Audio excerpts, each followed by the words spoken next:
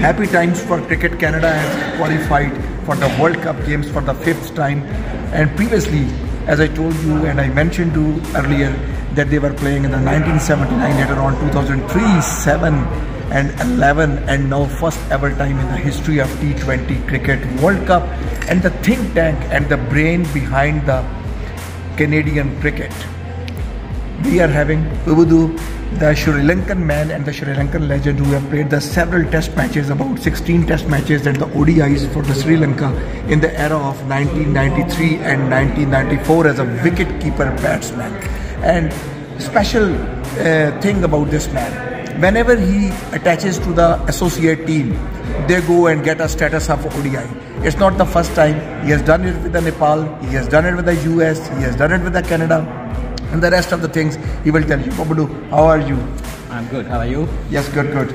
So just tell us about the Canadian journey and the World Cup.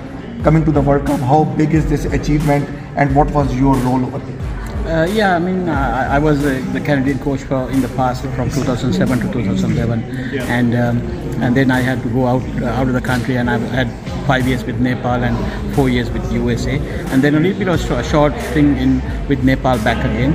So when I was coaching there, and Cricket Canada approached me and asked me whether I can come back. So I was so glad to do that, because Canada is my home now, and I want to see Canada doing well in the international cricket, and so coming back, and I think the Cricket Canada focus was to get through to the ODI status, and which will do a lot of things to cricket in Canada, because when you're in the World Cup, or when you're in the ODI status, one day international status, that's where the whole recognition comes from International Council, and we'll have a 3-year schedule from now on for the next 3 years.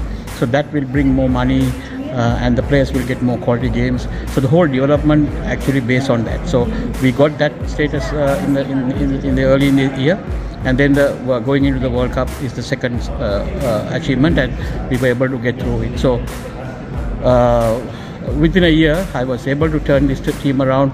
I mean, we can say so many things, but I always give the credit to the players, and we have a very good, talented bunch of players who are capable of competing in this level.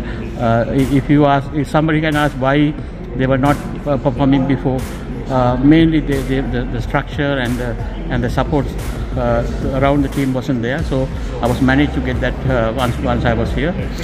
Yeah, in your days when Sri Lanka was playing, when you joined them in the 1993-1994, those were the times. Before those times, Sri Lanka was making some good attempts, especially in the Asia Cup, but in the international circuit in the World Cup, they were not good, and especially while chasing, they were choking. But then there time came in your times in 1995 when they mastered their innings in the second innings, just before the 1996 Cricket World Cup, when I think Dave Watmore was with them. Suddenly something happened in the Sri Lankan cricket. Arvinda de Silva, Rana Tunga, and then Atapatu, or Jayasuriya, I forgot the name, Jayasuriya, name the players. They knew the art of chasing. So you were very close to that team. So all of the associate teams we have seen now, they were collapsing because of this tension when the overhead total goes on. Same was happening with Afghanistan. Surprisingly, after the Pakistan's victory and against the English victory, Afghanistan team emerged into the boots of that Sri Lankan team. They knew that how to chase. I don't know that Jonathan Trott, what he has put in their brain. So what do you believe that this is one of the other associate team, Canadian team, about the chase, when they choke usual associate team seeing the 250 plus target.